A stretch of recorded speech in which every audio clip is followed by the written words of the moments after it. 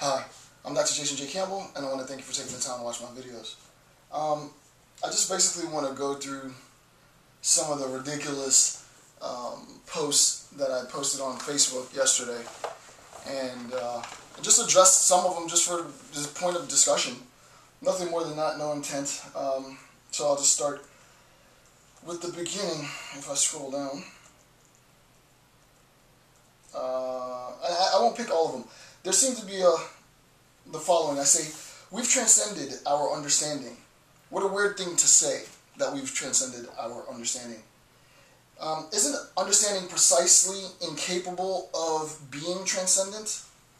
Like, by definition, even the most insightful, most complex discovery, given the cosmic order, isn't it still here, rooted? Yeah. What do you mean when you say transcendent? And the idea is, I'm not going to read the whole thing because it regresses into me talking foolishness. But, you know, I think it's a good discussion point, right? What does it really mean to talk about transcendence, right? Does it even make sense to talk about transcendence? How do you make sense of that? Because anything that you attempt to articulate is articulated in terms of things that are rather banal, right? Rather banal, right? Rather banal. It's just it's another way of describing the world. I just don't see where transcendence is located in any narrative description. How do you locate transcendence within narrative description?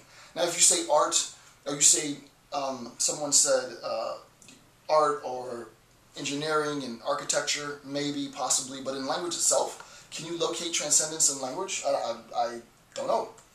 So, interesting reading your feedback on that. I'll get another one. Let me see.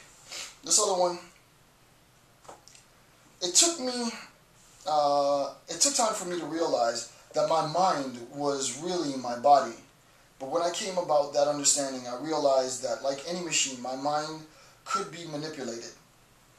And, you know, for me, I think it's a pretty interesting insight to think of the mind as another extension of the body.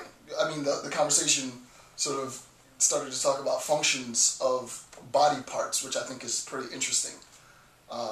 Contemporary scientists, I'm not sure if they'd agree that body parts have functions per se, as much as the overall functioning of particular parts of the body, or the body as such, sort of leads itself to, you know, the preservation and the sustenance of human life. But I think that's incidental. It's sort of hard, if not impossible, because correlation is no demonstration of proof, right? But it's a very consistent correlation. So, I mean, the idea that the mind is body in a physicalist sense, right? You know, I think it's a profoundly, for me, it's a profoundly engaging idea, because then you think of the mind as body, and you think that you can manipulate the mind just like you can manipulate any machinery in the world, right? There's nothing transcendental, there's nothing spooky, there's nothing otherworldly about the mind. It's any other body. It's any other body. And as such, you know, it can be manipulated. Just, you know, there's really no points in this video. I just wanted to throw some stuff up. Happy Memorial Day to everybody, for who's in the States at least, because we're chilling. It's Memorial Day. Shout out to all the soldiers that died for the cause, that sacrificed, the ultimate sacrifice, you know. So, good vibes, always. The power of the nihilistic POV is a realization that realization itself collapses, right? For me, I love this bit, right? The realization that realization itself collapses. One person, Joe, commented, the dissolution of all and everything. And I really liked his comment, right? The dissolution of all and everything. I mean, that was like, you know, you give it a like, but you can't really emphasize how much you like it. So I'm just going to take a quick tangent and grab this book here. This is the collected works of Plato, and we're in the Parmenides, right? This is Parmenides. It's 148E, 148E, the dissolution of all and everything. The dissolution of all and everything.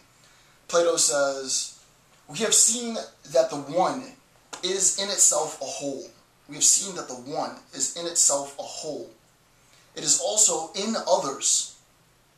The one is a whole, and it's also in others. Accordingly, A, as being in the others, it will have contact with others. Since it's in others, it's going to have contact with others. And B, as being in itself, being one, uniform in itself, while it will be precluded from contact with others, it will have contact with itself. Yeah, philosophy, the dissolution of all and everything. And I would just put, Joe, the dissolution of all and everything into one. So, just a little tangent there. You know, food for thought.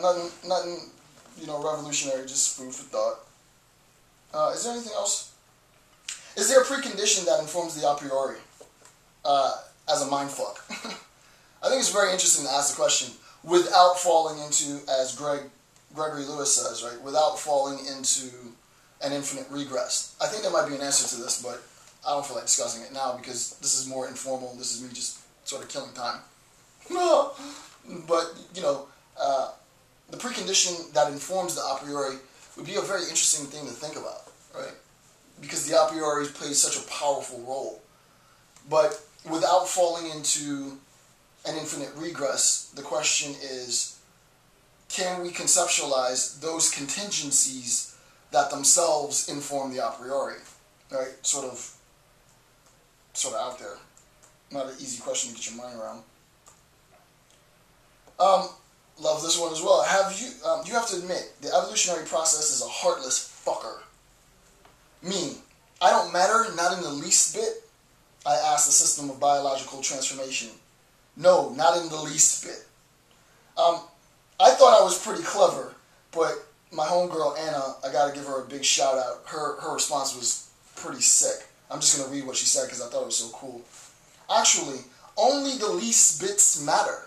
Already I like that, right? Actually, only the least bits matter. You being one of them. Who matters more than you in evolution? Is there a single being that solely determines the evolutionary process? No. All of the beings together make the pattern. Although being one of the millions of beings makes you feel as if you don't matter, realizing that there is no other being that matters more than you brings you back into the game, full on. Shout out to Anna. That was just like super badass. That was like super badass, right? I still think I don't matter in the evolutionary process, and I'm cool with that. But yeah, I sort of like your response. That was a nice, positive, Zen state spin. That's the extent of this video. I just wanted to, you know, throw something out there. Tell you guys I appreciate the feedback on Facebook, and the interaction is always great. I love being in the community of nerds to talk nerd shit. So shout out to all the nerds. I want to thank you for taking the time to watch my video. Happy Memorial Day, and I'll talk to you next time. Peace.